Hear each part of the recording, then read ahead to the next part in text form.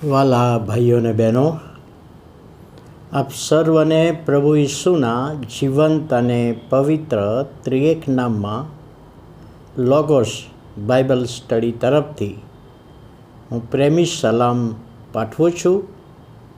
અને આજનો આ દિવસ 23મી એપ્રિલ 2024 અને મંગળવારનો આ નવો દિવસ આપણા જીવનોમાં પ્રભુએ બતાવ્યો છે, તો આપણે પ્રભુનો ખૂબ આભાર માનીએ છીએ. આજે સવારે આપણે જે પ્રોમિસ, જે વચન જોવા માગીએ છીએ, ગીતશાસ્ત્ર તેનો 27મો અધ્યાય અને 4થી કલમ, ગીતશાસ્ત્ર 27 અને 4. ત્યાં દાઉદ લખે છે કે યહોવા પાસે મેં એક વરદાન માગ્યું, યહોવાની પાસે મેં એક વચન માગ્યું, યહોવાની પાસે મેં એક પ્રાર્થના કરી. શું પ્રાર્થના કરી? કે યહોવાનું મંદિર મારી જિંદગીના સર્વ દિવસો પર્યંત મારું નિવાસ સ્થાન થાય. આ એણે માગણી કરી. કેમ કે પ્રભુ મને સંતાડશે અને પ્રભુ મને ઉપર ચઢાવશે. એટલે અહીં આગળ જે પ્રભુનું વચન છે અને પ્રભુના વચન પ્રમાણે પ્રભુ એનો આશીર્વાદ આપણા જીવનોમાં આપે છે. પ્રાર્થના સંબંધી હવે દાઉદે જે ગીતો લખ્યા છે, એ ગીતોનો જો આપણે ઊંડો અભ્યાસ કરીએ તો જે બધા ગીતો લખ્યા છે એ ગીતોનું જો વર્ગીકરણ કરવામાં આવે ને તો 2 ભાગમાં વર્ગીકરણ થાય. પહેલો ભાગ છે કે ઈશ્વરનો આભાર માનતું ગીત. ઈશ્વરનો આભાર માનતું ગીત પોતાના જીવનને માટે, ઈશ્વરની કૃપાને માટે, ઈશ્વરના આશીર્વાદોને માટે અને અનેકવિધ રીતે પ્રભુએ રક્ષણ કર્યું એના માટે, પ્રભુનું બાળક બને એના માટે, પ્રભુનો આભાર માનવાની બાબત. એટલે આપણે પણ જ્યારે પ્રાર્થના કરીએ છીએ ત્યારે વિવિધ આશીર્વાદોને માટે આપણે પ્રભુનો આભાર માનીએ છીએ, પ્રભુનો આભાર માનીએ છીએ.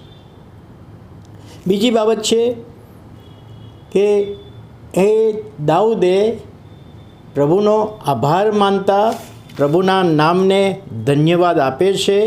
અને બીજી બાબતો અહીંયા જણાવવામાં આવી છે એ પ્રમાણે કે પ્રભુનો કબૂલાત અને વિનંતી, પોતાના પાપોની કબૂલાત અને વિનંતી, પ્રભુની આગળ વિનંતી લાવવાને માટે.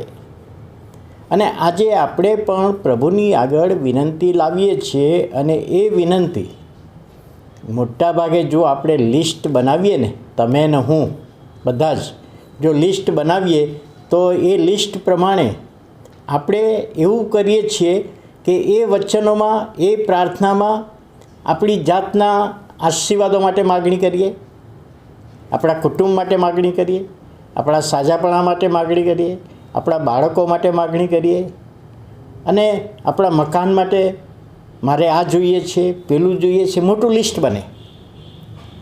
પણ દાઉદે અહીં આગળ જે પ્રાર્થના કરી એ પ્રાર્થનામાં પોતાની અંગત જાતને માટે નહીં, સ્વાર્થને માટે નહીં, પણ એણે જે માગણી કરી, જો પાઉલ પ્રેરિતના પત્રોનો આપણે અભ્યાસ કરીએ ને તો પાઉલ પ્રેરિતની પ્રાર્થના ઘણી બધી જગ્યાએ લખવામાં આવી છે. કોલોસીના પત્રમાં છે, એફેસીયોના પત્રમાં છે, ગલાતીના પત્રમાં છે. ત્યાં એણે જે પ્રાર્થના કરી છે એ પ્રાર્થના આત્મિક પ્રાર્થના, આત્મિક માગણી. મંડળીના લોકો જ્ઞાનમાં વધે, ઈશ્વરની બીકમાં વધે, મંડળીના લોકોનો આત્મિક વિકાસ થાય એ માટે માગણી કરી છે. મંડળીની આવક વધી જાય એવી માગણી કરી નથી. તો અહીં આગળ દાઉદે જે માગણી કરીને એ માગણી આપણે જોવા જેવી છે અને સમજવા જેવી છે. શું લખ્યું છે કે યહોવાનું મંદિર, પ્રભુ તારું મંદિર મારી જિંદગીના સર્વ દિવસો, હું જ્યાં સુધી જીવું ત્યાં સુધી મારું નિવાસ સ્થાન થાય. એટલે આપણે 2 શબ્દો પકડીએ, મંદિર અને નિવાસસ્થાન. તારું મંદિર એ મારા જીવનને માટે નિવાસસ્થાન, હું જ્યાં સુધી જીવું ત્યાં સુધી નિવાસસ્થાન બને એ માગણી હતી.